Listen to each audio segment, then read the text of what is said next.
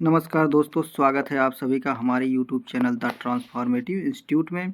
तो दोस्तों, आज का चैप्टर है विद्युत धारा और इसके प्रभाव। कौन सा चैप्टर है?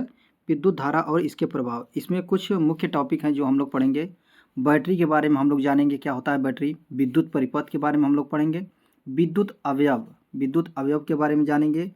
और हम लोग विद्युत चुंबक के बारे में पढ़ेंगे। विद्युत फ्यूज क्या होता है। विद्युत का तापीय प्रभाव के बारे में हम लोग पढ़ेंगे। विद्युत का चुंबकीय प्रभाव के बारे में हम लोग पढ़ेंगे। आपने कक्षा 6 के अध्याय 9 में सुझाव क्या लिखा है? आपने कक्षा 6 के अध्याय 9 में सुझाए गए खेल आपका हाथ कितना स्थिर है, ठीक, को खेलने का प्रयास किया होगा। यदि नहीं तो अब आप इसे करके देखिए। बूझो तथा पहेली ने भी कक्षा 6 में सुझाए अनुसार खेल के लिए एक विद्युत परिपथ संयोजित किया। उन्होंने अपने परिवार और मित्रों के साथ परीक्षण करके काफी मनोरंजन किया। उन्हें इस खेल में इतना आनंद आया कि उन्होंने यह निश्चय किया कि वे दूसरे शहर में रहने वाले चचेरे भाई को इस खेल को खेलने का सुझाव देंगे।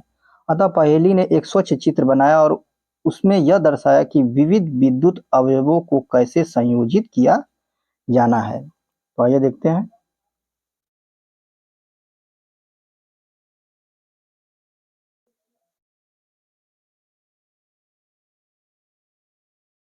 क्या आप यह परिपथ आसानी से खींच सकते हैं? कौन सा परिपथ है, देखते हैं। ये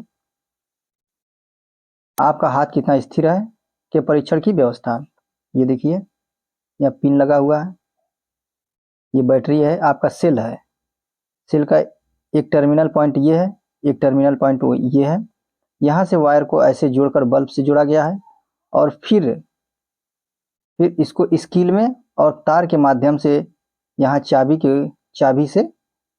चाबी के द्वारा इस बल्ब को जोड़ा गया है।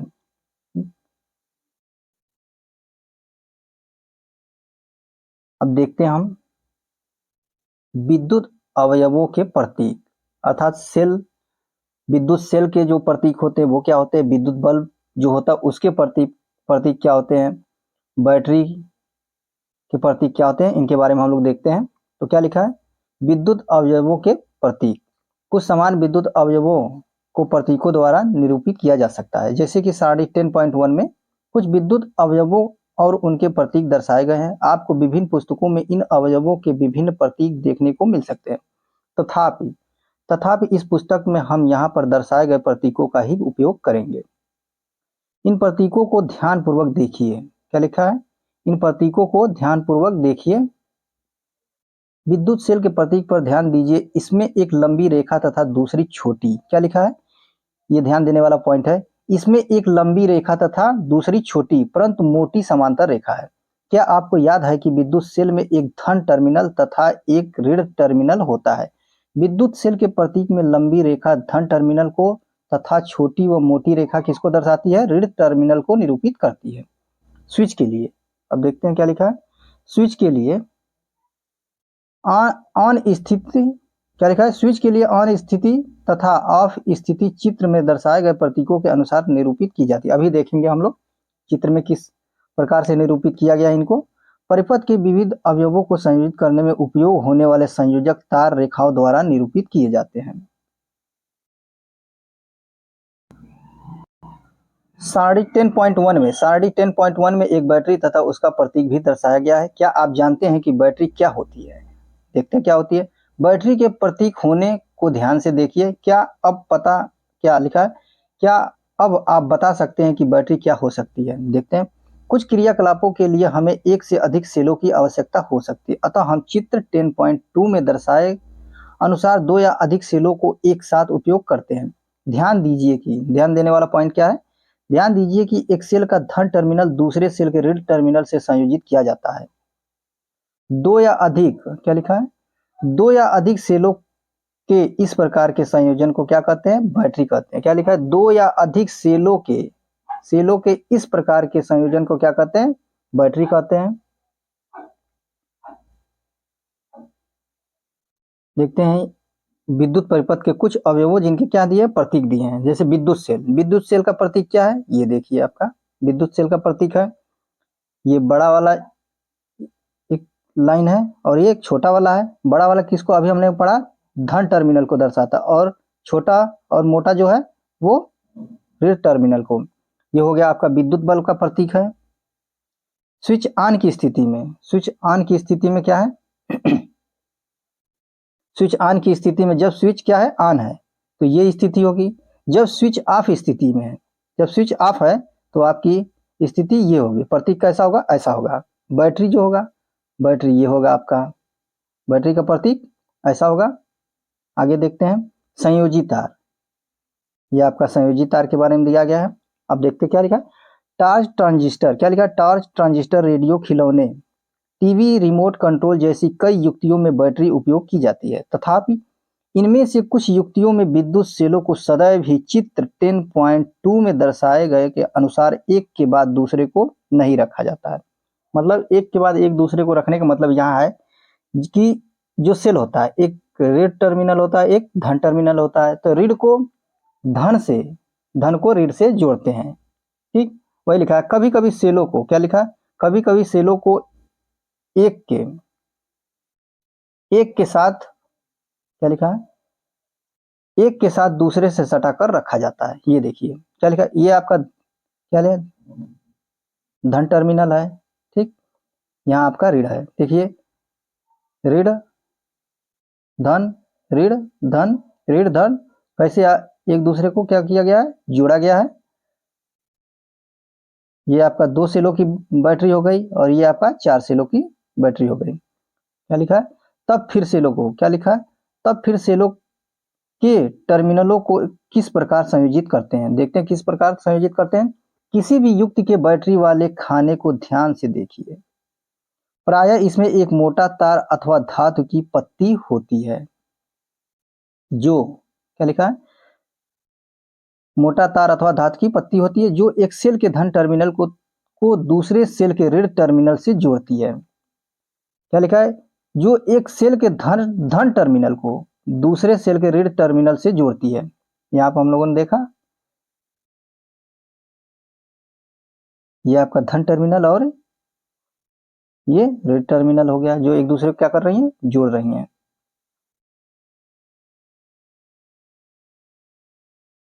जोड़ती हैं, जैसा कि चित्र देखते हैं इसमें क्या लिखा है। चित्र 10.3 में क्या है, अभी देखते हैं। बैटरी के खानों में सेलों को सही ढंग से रखने के उद्देश्य से आपकी सहायता के लिए प्राय इन पर प्लस तथा निगेटिव चार्ज, धन तथा ऋण चिन्ह अंकित होते हैं। देखते हैं चित्र 10.3 में क्या लिखा है। देखिए बैटरी का एक ये ऋण सिरा है, ऋण सिरा, और ये हो गया आपका धन सिरा। धन सिरे को यहाँ से ऋण से जोड़ा गया है, फिर इसमें आप देखिए धन को ऐसे जोड़ा गया, फिर ऐसे जोड़ा गया। मतलब ये दोनों माध्यम से आप जोड़ सकते हैं। क्या लिखा है, बैटरी बनाने के लिए 2 सेलों को एक साथ संयोजित करना। ठीक, अब क्या लिखा है, अपने क्रियाकलापों के लिए बैटरी बनाते समय हम सेलों को कैसे संयोजित कर सकते हैं। आप चित्र 10.4 में दर्शाए अनुसार लकड़ी के एक गुटके, लोहे की 2 पत्तियों तथा रबड़ के छल्लों का उपयोग करके एक सेल होल्डर बना सकते हैं। यह आवश्यक है कि रबड़ के छल्ले धातु की पत्तियों को कसकर क्या करेंगे, जकड़े रखेंगे। ये देखिए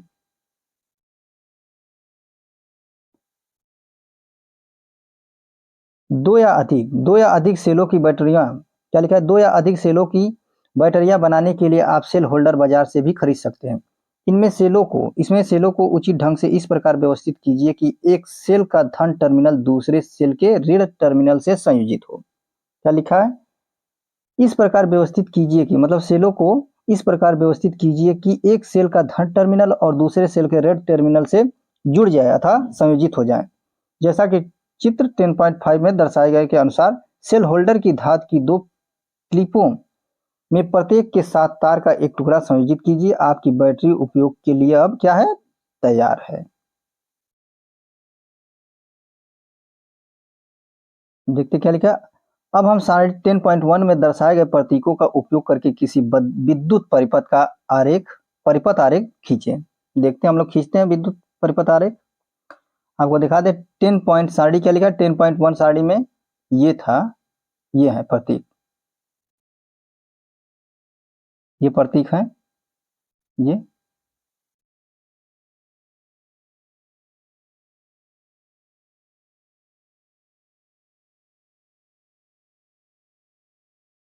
क्रियाकलाप 10.1 चित्र 10.7 में दर्शाए अनुसार विद्युत परिपथ बनाइए। आपने कक्षा 6 में इस प्रकार के परिपथ का उपयोग एक बल्ब को दीप्ति करने अर्थात दीप्ति मतलब जलाने के या करने के लिए किया था।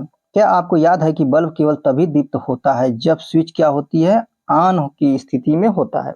जैसे ही स्विच ऑन की स्थिति में पहुंचता है वैसे ही बल्ब दीप्त हो जाता है। एक विद्युत परिपथ है, देखिए स्विच ऑन की स्थिति में और ये बल्ब दीप्त हो रहा है। इस विद्युत परिपथ की प्रतिलिपि अपनी नोटबुक में बनाइए। विविध क्या लिखा है, विविध विद्युत अवयवों के प्रतीकों का उपयोग करके विद्युत परिपथ का आरेख खींचिए। अब 10.8 में देखते हैं क्या है, ये देखते हैं 10.7 क्या लिखा है। ये देखिए स्विच क्या है, ये सेल है, आपने प्रतीक देखा था सेल का, ऐसे ही था, ये सेल है, ये क्या है स्विच ऑन की स्थिति में, तो ये बल्ब क्या हो रहा है, बल्ब दीप्ति हो रहा है। प्रतीकों का उपयोग करके विद्युत परिपथ आरेख खींचना काफी आसान होता है, काफी आसान होता है। इसलिए सामान्यतः हम विद्युत परिपथों को परिपथ आरेखों से क्या करते हैं, निरूपित करते हैं। जैसा कि चित्र क्या लिखा है 10.9 द्वारा एक अन्य विद्युत परिपथ आरेख दर्शाया गया है। क्या यह चित्र 10.8 में दर्शाए गए परिपथ जैसा ही है? इन दोनों परिपथों में क्या अंतर है, देखते हैं क्या अंतर है। देखिए उसमें क्या था, ये स्विच ऑन था, स्विच ऑन की स्थिति में थी, बट यहाँ पे क्या है, स्विच ऑफ की स्थिति में है और यहाँ पर बल्ब देखिए दीप्त नहीं हो रहा है। और चित्र 10.8 में क्या था, बल्ब दीप्ति हो रहा था। क्या चित्र 10.9 में दिखाए गए विद्युत परिपथ में बल्ब दीप्त होगा? जी नहीं होगा। यदि कीजिए बल्ब केवल तभी दीप्त होता है जब स्विच क्या होता है, ऑन की स्थिति में होता था, परिपथ क्या हो, बंद हो। बल्ब में क्या होता है, एक पतला तार होता है जिसे तंतु या फिलामेंट कहते हैं। यह तभी दीप्त होता है जब इससे विद्युत धारा प्रवाहित होती है। यदि बल्ब का तंतु टूट जाता है तो वह क्या हो जाता है, फ्यूज हो जाता है। ये पॉइंट दिया है, देख लेते हैं क्या लिखा है। ध्यान दीजिए कि क्या लिखा है, ध्यान दीजिए कि कुंजी अथवा स्विच को परिपथ में कहीं पर भी लगाया जा सकता है। जब स्विच ऑन की स्थिति में होता है तो बैटरी के धन टर्मिनल से बैटरी के ऋण टर्मिनल तक परिपथ पूरा होता है। परिपथ को तब बंद कहा जा सकता है, क्या लिखा, परिपथ को तब बंद कहा जाता है जब सारे परिपथ में तुरंत विद्युत धारा प्रवाहित होने लगती है। जब स्विच ऑफ की स्थिति, क्या लिखा है, जब स्विच ऑफ की स्थिति में होता है तो परिपथ अधूरा होता है, तब इसे खुला परिपथ कहते हैं। इस स्थिति में क्या लिखा, इस स्थिति में परिपथ के किसी भी भाग में कोई विद्युत धारा प्रवाहित नहीं होती है और जब विद्युत धारा प्रवाहित नहीं होती तो बल्ब दीप्त नहीं होगा।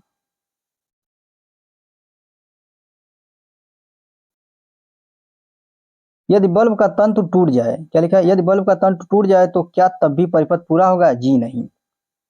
क्या तब भी बल्ब दीप्त होगा? बिल्कुल नहीं होगा। आपने यह ध्यान दिया होगा कि दीप्त बल्ब गर्म हो जाता है। क्या आप जानते हैं ऐसा क्यों होता है? तो देखते हैं ऐसा क्यों होता है। विद्युत धारा का तापीय प्रभाव अब हम पढ़ते हैं। इसी तापीय प्रभाव में हम जानेंगे कि बल्ब गर्म क्यों हो जाता है। क्रियाकलाप के माध्यम से देखते हैं। एक विद्युत सेल, क्या लिखा है, एक विद्युत सेल, एक टॉर्च बल्ब, एक स्विच तथा संयोजक तार लीजिए। चित्र 10.9 में क्या लिखा है, चित्र 10.9 में दर्शाए अनुसार एक विद्युत परिपथ बनाइए। यह क्रियाकलाप केवल एक सेल का उपयोग करके किया जाना है। स्विच को ऑफ की स्थिति में रखिए। क्या बल्ब दीप्त होता है? बल्ब को छूकर देखिए। अब स्विच को ऑन की स्थिति में लाइए और बल्ब को 1 मिनट अथवा कुछ अधिक समय तक दीप्त रहने दीजिए। बल्ब को फिर छूकर देखिए, क्या आपको कोई अंतर अनुभव करते हैं? स्विच को ऑफ की स्थिति में लाकर कुछ समय पश्चात फिर से बल्ब को छूकर देखिए। अब देखते हैं क्रियाकलाप 10.3। चित्र 10.10 में क्या लिखा है, चित्र 10.10 में दर्शाए अनुसार विद्युत परिपथ बनाइए। लगभग 10 सेंटीमीटर लंबा नाइक्रोम तार का एक टुकड़ा लेकर इसे 2 किलो के बीच बांधिए। आपको नाइक्रोम का तार विद्युत संधारित्रों की मरम्मत करने वाले किसी दुकान से प्राप्त हो सकता है अथवा आप किसी विद्युत हीटर के बेकार तापन अवयव क्या होता है, अवयव का तार उपयोग में ला सकते हैं। यहाँ पर अवयव का मतलब क्या है, एलिमेंट से है। इस तार को स्पर्श कीजिए। अब स्विच को ऑन की स्थिति में लाकर परिपथ में विद्युत धारा प्रवाहित कीजिए। कुछ सेकंड के पश्चात, क्या लिखा है, कुछ सेकंड के पश्चात तार को स्पर्श कीजिए। परिपथ में विद्युत धारा बंद कीजिए, कुछ मिनटों के पश्चात तार को पुनः स्पर्श कीजिए। जब किसी तार से, क्या लिखा है, जब किसी तार से कोई विद्युत धारा प्रवाहित होती है, देखिए बहुत बढ़िया पॉइंट, क्या लिखा है, जब किसी तार से विद्युत धारा प्रवाहित होती है तो वह क्या होता है, तप्त होता है। तप्त मतलब क्या होता है, हीट होता है, गर्म होता है। इसे विद्युत धारा का तापीय प्रभाव कहते हैं। फिर से पढ़ते हैं, जब किसी तार से कोई विद्युत धारा प्रवाहित होती है तो वह तप्त हो जाता है, इसे विद्युत धारा का तापीय प्रभाव कहते हैं। क्या आप किसी ऐसे संधारित्र का नाम बता सकते हैं जिसमें विद्युत धारा के तापीय प्रभाव का उपयोग होता है? अब देखते हैं आगे। आपने कमरों को गर्म करने अथवा खाना पकाने में उपयोग होने वाले विद्युत तापक देखे होंगे। विद्युत तापक जिसे हीटर को हम कहते हैं। इन सभी में, क्या लिखा, इन सभी में तारों की एक कुंडली होती है। कुंडली का मतलब होता है तारों का एक इस प्रकार से क्या होता है, जाल होता है। इन सभी में क्या लिखा, तारों की एक कुंडली होती है। तार की इस कुंडली को विद्युत तापन अवयव केवल अवयव या एलिमेंट कहते हैं। आपने यह ध्यान दिया होगा कि क्या लिखा है, जब इन साधित्रों को विद्युत मेंस से संयोजित करके स्विच को ऑन की स्थिति में लाते हैं, क्या लिखा है, ऑन की स्थिति में लाते हैं तो इनके अवयव रक्त तप्त होकर उष्मा देने लगते हैं। ये देखिए, रक्त तप्त होकर उष्मा देने लगते हैं। खाना पकाने में उपयोग आने वाला कोई विद्युत तापक, ये आपका हीटर है, विद्युत तापक। आगे देखते हैं, किसी तार में उत्पन्न उष्मा का परिणाम उस तार के पदार्थ जिससे क्या है वह बना है, लंबाई तथा मोटाई पर निर्भर करता है। अतः विभिन्न आवश्यकताओं के लिए विभिन्न पदार्थों तथा विभिन्न लंबाई एवं मोटाई के तार उपयोग किए जाते हैं।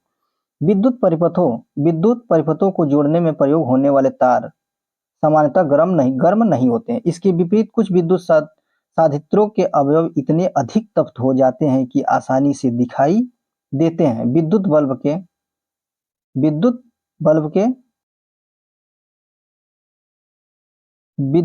के तंतु, क्या लिखा, विद्युत बल्ब के तंतु इतने उच्च ताप तक तप्त हो जाते हैं कि दीप्त होकर प्रकाश देना आरंभ कर देते हैं, जैसा कि आपने चित्र 10.12 में देखा।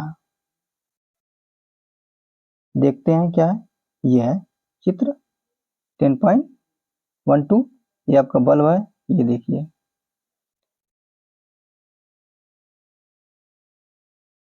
ये देखते क्या पॉइंट लिखा है, प्रकाश उत्पन्न करने के लिए ताप, क्या लिखा है, प्रकाश उत्पन्न करने के लिए ताप दीप्त बल्बों का प्रायः उपयोग होता है, लेकिन यह ऊष्मा भी देता है। इसका अर्थ यह है कि प्रयुक्त विद्युत का एक भाग ऊष्मा उत्पन्न करने में व्यय होता है। यह वांछनीय नहीं है क्योंकि इससे विद्युत की क्षति होती है। प्रतिदीप्त नलिकाएं, फ्लोरोसेंट ट्यूबलाइट तथा संहत प्रतिदीप्त लैंप इनसे बेहतर दक्ष प्रकाश स्रोत है। आजकल प्रकाश उत्सर्जक डायोड, अच्छा एलईडी जिसे कहते हैं, बल्बों का उपयोग बढ़ रहा है। एक निश्चित तीव्रता का प्रकाश उत्पन्न करने के लिए तापदीप्त बल्बों, प्रतिदीप्त नलिकाओं तथा संहत प्रतिदीप्त लैंपों की तुलना में एलईडी बल्ब विद्युत का कम उपयोग करते हैं। इस प्रकार एलईडी बल्ब बहुत ही विद्युत दक्ष है और इसलिए इन्हें प्राथमिकता दी जा रही है। ऐसे विद्युत, क्या लिखा है, ऐसे विद्युत साधित्र तथा गैजेट को प्रयोग करने की सलाह दी जाती है जो विद्युत दक्ष हो। भारतीय मानक ब्यूरो नई दिल्ली उत्पादों में मानक चिन्ह प्रदान करता है जिसे मार्क कहते हैं, जो कि उत्पादों पर निर्भर, क्या लिखा है, जो कि उत्पादों पर दिए गए विनिर्देशों की अनुरूपता का आश्वासन देता है। ठीक है, अब देखते हैं, छोड़िए इसको। ये देखिए क्या लिखा है, यदि किसी तार से, क्या लिखा है, यदि किसी तार से बड़े परिमाण की विद्युत धारा प्रवाहित होती है तो तार इतना अधिक तप्त हो जाता है कि वह पिघल कर टूट जाएगा। परंतु क्या यह संभव है कि कोई तार पिघल कर टूट जाए? आइए इसका हम क्या करते हैं, परीक्षण करते हैं। परीक्षण कैसे करते हैं देखते हैं। क्रियाकलाप 10.4 में जिस विद्युत परिपथ का उपयोग हमने क्रियाकलाप 10.3 में किया था उसे फिर से बनाइए, परंतु इस बार सेल के स्थान पर 4 सेलों की बैटरी का उपयोग कीजिए। साथ ही नाइक्रोम तार के स्थान पर, क्या लिखा है, साथ ही नाइक्रोम तार के स्थान पर इस्पात उड़ अर्थात स्टूल वूल का तार या पतली लड़ी बांधिए। क्या लिखा है ये पॉइंट देख ले। इस्पात उड़ के जूने का उपयोग प्रायः रसोई घरों में बर्तनों को साफ करने में होता है तथा यह क्या लिखा है तथा यह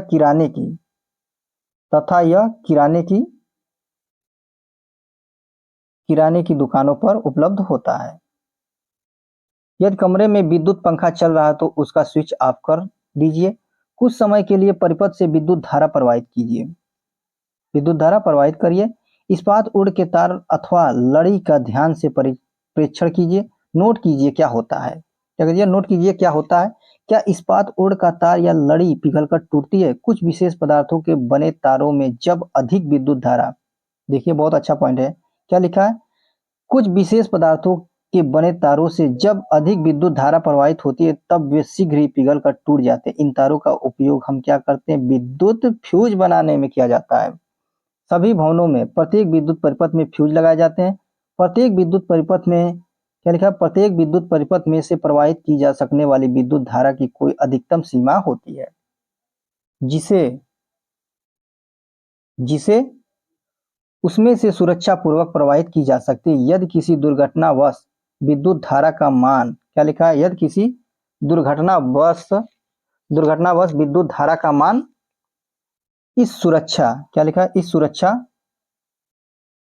विद्युत धारा का मान इस सुरक्षा सीमा से क्या हो जाता है, अधिक हो जाता है तो तार क्या होता है, अतिप्त हो सकते हैं जिससे आग लग सकती है। यदि परिपथ में उचित फ्यूज लगा है तो यह पिघल जाएगा जिससे परिपथ टूट जाएगा।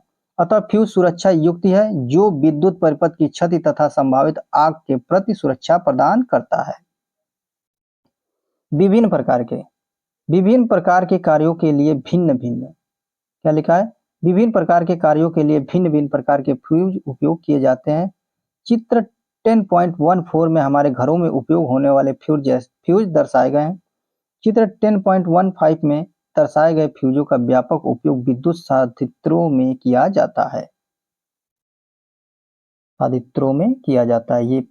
ये फ्यूज का चित्र बना है। फ्यूज,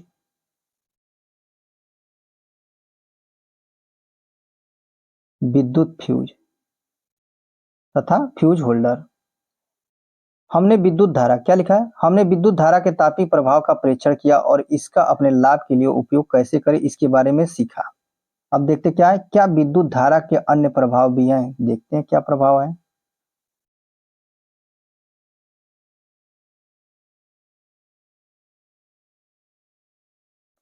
देखते हैं विद्युत धारा का चुंबकीय प्रभाव।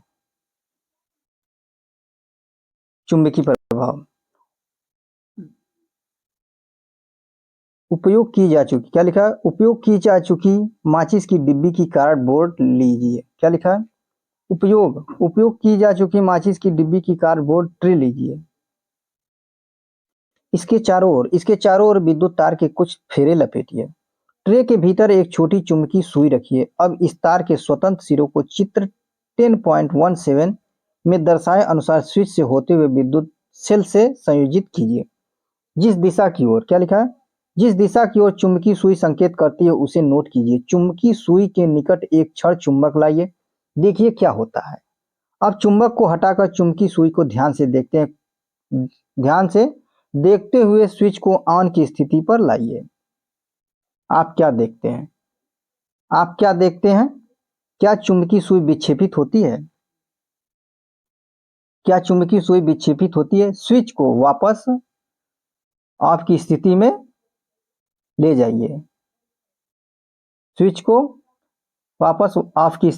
जाइए।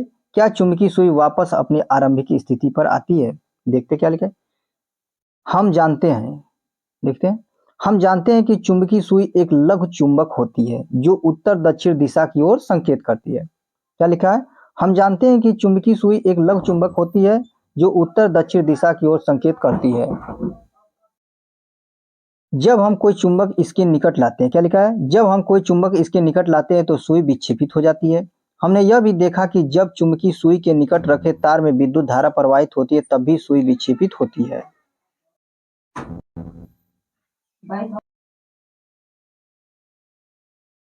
हमने यह भी देखा कि क्या लिखा है, जब हम कोई चुंबक इसके निकट लाते हैं तो सुई विक्षेपित हो जाती है। हमने यह भी देखा कि जब चुंबकीय सुई के निकट रखे तार में विद्युत धारा प्रवाहित होती है तब भी सुई विक्षेपित होता है। क्या होता है? तब भी सुई विक्षेपित होती है। क्या आप इन दोनों प्रेक्षणों में कोई संबंध स्थापित कर सकते हैं? क्या किसी तार में विद्युत धारा प्रवाहित करने पर वह तार चुंबक की भांति व्यवहार करता है? आगे देखते हैं। ये देखिए, हैंस क्रिश्चियन ऑर्स्टेड है, इनके बारे में अभी हम लोग पढ़ेंगे। इसी प्रकार क्या लिखा है, इसी प्रकार प्रेक्षण ने, देखिए क्या लिखा है, इसी प्रकार के प्रेक्षण ने हैंस क्रिश्चियन ऑर्स्टेड, क्या लिखा है, ऑर्स्टेड नामक वैज्ञानिक को भी आश्चर्यचकित किया। वे ऐसे पहले व्यक्ति थे जिन्होंने यह देखा कि जब भी किसी तार से विद्युत धारा प्रवाहित होती है तो उसके पास रखी चुंबकीय सुई में विक्षेप होता है। विक्षेप का मतलब होता है इधर उधर थोड़ा सा वो अपने स्थान से थोड़ा मूव करता है। जब किसी तार से, क्या लिखा है, जब किसी तार से विद्युत धारा प्रवाहित होती है तो वह चुंबक की भांति व्यवहार करता है। इसे क्या लिखा है, इसे विद्युत धारा का चुंबकीय प्रभाव कहते हैं। फिर से पढ़ते हैं। जब किसी तार से विद्युत धारा प्रवाहित होती है तो वह चुंबक की भांति व्यवहार करता है। इसे विद्युत धारा का चुंबकीय प्रभाव कहते हैं। वास्तव में विद्युत धारा का उपयोग चुंबकों के निर्माण में किया जाता है।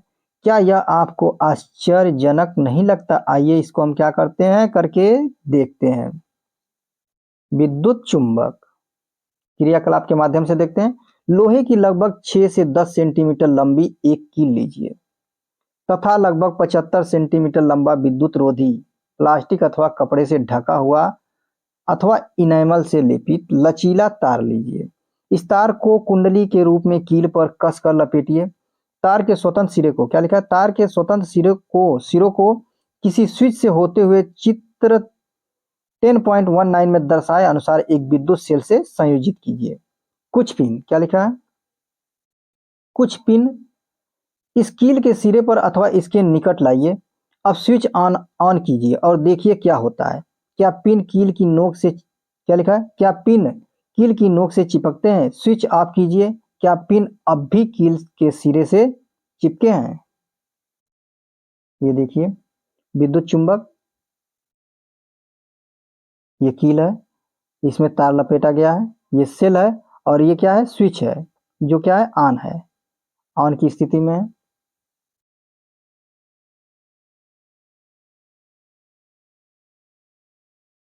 क्या लिखा है, उपरोक्त क्रियाकलाप, क्या लिखा है, उपरोक्त क्रियाकलाप में विद्युत धारा प्रवाहित करने पर कुंडली चुंबक की भांति व्यवहार करती है।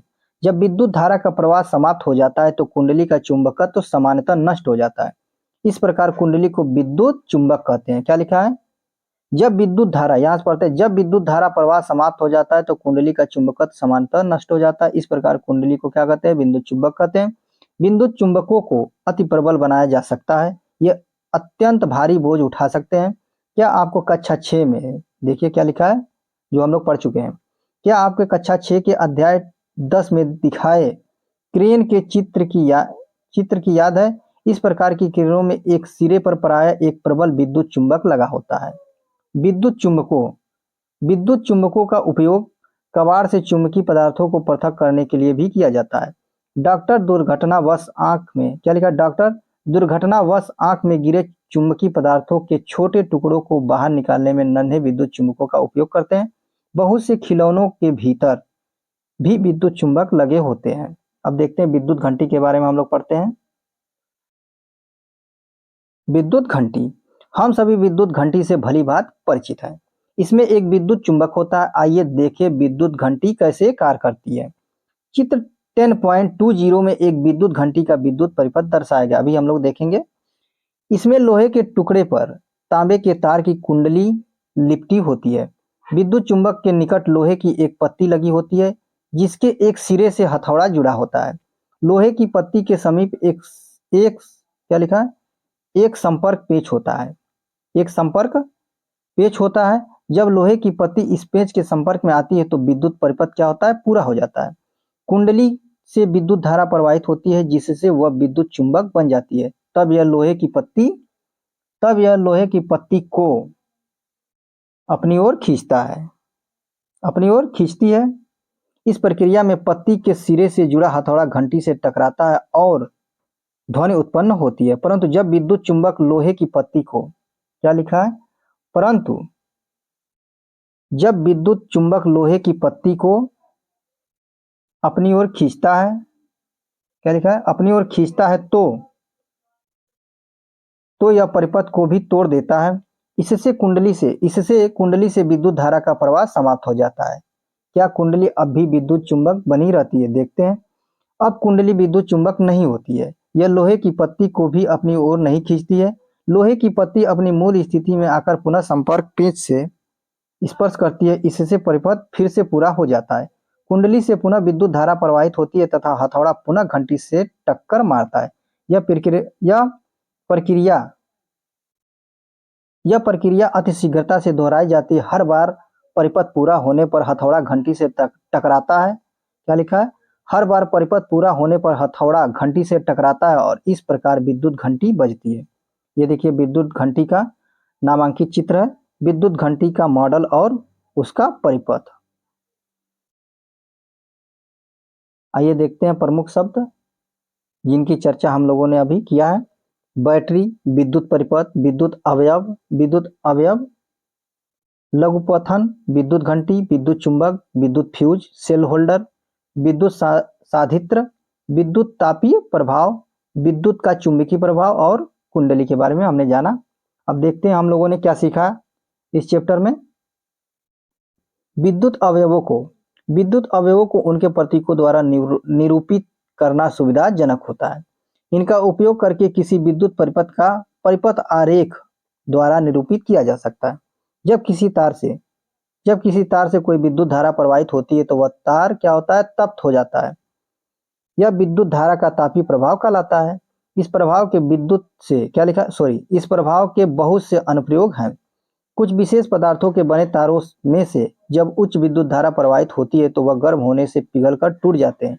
इन पदार्थों का उपयोग विद्युत फ्यूज के निर्माण में किया जाता है, जो विद्युत परिपथों को क्षति तथा आग से बचाते हैं। जब किसी तार से, क्या लिखा है, जब किसी तार से विद्युत धारा प्रवाहित होती है तो वह चुंबक की भांति व्यवहार करता है। इसे विद्युत धारा का चुंबकीय प्रभाव कहते हैं। ये देखते हैं।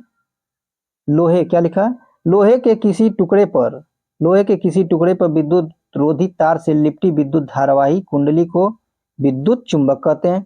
विद्युत चुंबक बहुत सी युक्तियों में, क्या लिखा है, विद्युत चुंबक बहुत सी युक्तियों में उपयोग किए जाते हैं। अब हम देख लेते हैं कुछ क्वेश्चन है, अभ्यास क्वेश्चन।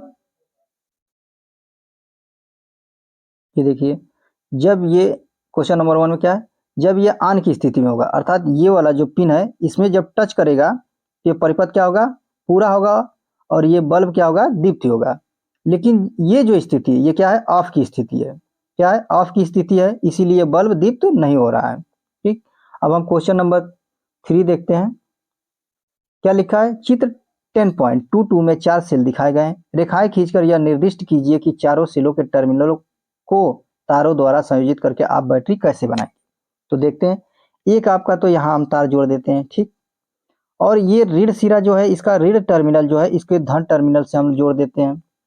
और आपका जो सेल है इसका ऋण, यहाँ दोनों ऋण है तो ऋण को हम लोग नहीं जोड़ेंगे, यहाँ से ऋण को यहाँ से धन टर्मिनल से जोड़ देंगे। फिर इसके बाद हम क्या करेंगे, यहाँ से ऋण को धन से जोड़ देंगे। फिर से हम इसको देखते हैं। ये देखिए, एक तार ऐसे निकाल देंगे, फिर क्या करेंगे, ऋण को धन सिरे से, फिर ऋण को धन सिरे से और यहाँ ऋण को धन सिरे से ऐसे जोड़ देंगे। ठीक, अब हम देखते हैं क्वेश्चन नंबर 8 में रिक्त स्थानों की पूर्ति कीजिए। क्या लिखा है, रिक्त स्थानों की पूर्ति कीजिए। क देखते हैं क्वेश्चन क, विद्युत सेल के प्रतीक में, क्या लिखा है, विद्युत सेल के प्रतीक में लंबी रेखा, क्या लिखा, विद्युत सेल के प्रतीक में लंबी रेखा उसके धन टर्मिनल को निरूपित करती है। तो यहाँ पे क्या होगा, धन टर्मिनल को निरूपित करती है। अब ख देखते हैं, दो या अधिक विद्युत सेलों के संयोजन को, दो या अधिक विद्युत सेलों के संयोजन को हम क्या कहते हैं, बैटरी। क्या कहते हैं, बैटरी। तो यहाँ क्या होगा, बैटरी होगा। ठीक, अब ग देखते हैं। जब किसी विद्युत हीटर के, क्या लिखा है, जब किसी विद्युत हीटर के स्विच को ऑन करते हैं तो इसका एलिमेंट अथवा अवयव, क्या लिखा था, अवयव रक्त तप्त लाल हो जाता है। रक्त तप्त का मतलब होता है लाल हो जाता है। घ देखते हैं। विद्युत धारा के तापीय प्रभाव पर आधारित सुरक्षा युक्ति को क्या कहते हैं, फ्यूज कहते हैं। क्या कहते हैं, फ्यूज। तो यहाँ पे क्या होगा, ये आपका, सॉरी फिर से लिखते हैं इसको, फ्यूज कहते हैं। अब क्वेश्चन नंबर 9 देखते हैं, क्या है, निम्नलिखित कथनों पर सत्य अथवा असत्य अंकित कीजिए। ठीक, दो सेलों की बैटरी बनाने के लिए एक सेल के ऋण टर्मिनल को दूसरे सेल के ऋण टर्मिनल से संयोजित करते हैं। बिल्कुल ये असत्य है, क्योंकि ऋण टर्मिनल को दूसरे सेल के हम किससे जोड़ेंगे, धन टर्मिनल से जोड़ेंगे। लेकिन इसमें क्या कह रहा है, ऋण टर्मिनल को दूसरे सेल के ऋण टर्मिनल से ही संयोजित करने की बात कर रहा है। तो ये क्या हो जाएगा आपका असत्य, ये हो जाएगा असत्य। जब किसी फ्यूज में से, क्या लिखा है, जब किसी फ्यूज में से किसी निश्चित सीमा से अधिक विद्युत धारा प्रवाहित होती तो वह पिघल कर क्या होता है, टूट जाता है। ये क्या है, सत्य है। विद्युत चुंबक चुंबकीय पदार्थों को आकर्षित नहीं करता है, आकर्षित नहीं करता है। ये क्या है, असत्य है आपका। आकर्षित करता है, लेकिन इसमें कह रहा है नहीं करता है, तो ये क्या है, असत्य। घ देखते हैं। विद्युत घंटी में विद्युत चुंबक होता है, विद्युत घंटी में विद्युत चुंबक होता है। ये क्या है, सत्य, सत्य है। एक क्वेश्चन और देख लेते हैं, क्वेश्चन नंबर 13। क्वेश्चन नंबर 13 में क्या है, देखते हैं। जब स्विच ऑफ की स्थिति में हो तो क्या कोई बल्ब दीप्त होगा, जी नहीं। क्या है, जी नहीं। ऑफ होने की स्थिति में कोई बल्ब नहीं जलेगा, अर्थात दीप्त नहीं होगा। ख पॉइंट देखते हैं। देखिए ऑफ की स्थिति में है, ये चित्र क्या है, ऑफ की स्थिति में, तो बल्ब ए भी नहीं दीप्त हो रहा है, बल्ब बी भी नहीं दीप्त हो रहा है, और बल्ब सी भी नहीं दीप्त हो रहा है। लेकिन जब स्विच को ऑन की स्थिति में लाते हैं तो बल्बों ए बी सी के दीप्त होने का क्रम क्या होगा, क्रम क्या होगा, परिपथ क्या होगा। ये जब ऑन की स्थिति में होगा तो ये स्विच इस प्रकार होगा, और परिपथ क्या होगा, पूरा होगा। और ये तीनों बल्ब, बल्ब ए, बल्ब बी, बल्ब सी, तीनों बल्ब एक साथ जलने लगेंगे, अर्थात दीप्त होंगे। दोस्तों आज यहीं तक, बहुत बहुत धन्यवाद।